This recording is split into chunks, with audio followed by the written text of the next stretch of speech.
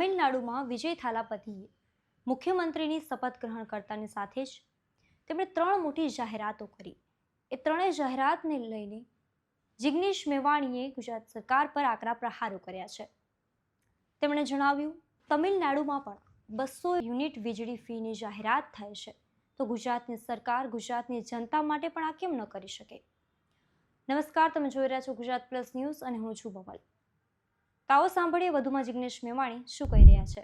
મિત્રો, તમિલનાડુના મુખ્યમંત્રી થલાપતિ વિજયે મુખ્યમંત્રી તરીકે પદ ગ્રહણ કર્યો. શપથ લીધાને તુરંત 3 વસ્તુની જાહેરાત કરી.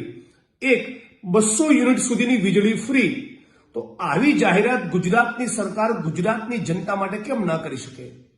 સવાલ નંબર 2, મુખ્યમંત્રી તમિલનાડુ થલાપતિ વિજયે બીજી પણ જાહેરાત કરી કે સ્પેશિયલ ટાસ્ક ફોર્સની રચના કરવામાં આવશે ડ્રગ્સના દૂષણને ખતમ કરવા. આપણા ગુજરાતના દરિયાકાંઠે 72,000 કરોડનું ડ્રગ્સ પકડાયું. અદાણીના પોર્ટ પરથી ડ્રગ્સ પકડાયું. ટોટલ 1.5 લાખ કરોડની આસપાસનું ડ્રગ્સ પકડાયું. છતાં આ ડ્રગ્સનો ઓર્ડર કોણ કરે છે, આનો મુખ્ય સૂત્રધાર અને માફિયા કોણ છે, આની જાણકારી મેળવવા માટે રાજ્યની સરકાર ગુજરાતમાં શું ટાસ્ક ફોર્સની રચના ન કરી શકે?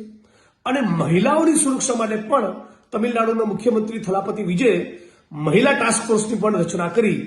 ગુજરાતમાં આવી રચના કેમ નથી થતી? ગુજરાતીઓ જાગો, ગુજરાત ડિઝર્વ્સ બેટર. આ ભારતીય જનતા પાર્ટીનો કાટમાળ બહુ માથે લઈને ફર્યા. હવે આમાંથી મુક્ત બનો. આપણે ગુજરાતી તરીકે આપણે વધારે બેટર વસ્તુની લાયકાત ધરાવીએ છીએ, પાત્રતા ધરાવીએ છીએ. ગુજરાતમાં જબરદસ્ત પોટેન્શિયલ છે. એટલે ગુજરાત ડિઝર્વ્સ બેટર આ કેમ્પેનમાં તમામ લોકો જોડાઓ. જિગ્નેશ મેવાણીની વાત તમે કેટલા સહેમત છો, શું વિચારો છો, કોમેન્ટ કરીને એમને જરૂરથી જણાવશો. અત્યાર માટે બસ આટલું જ. નમસ્કાર.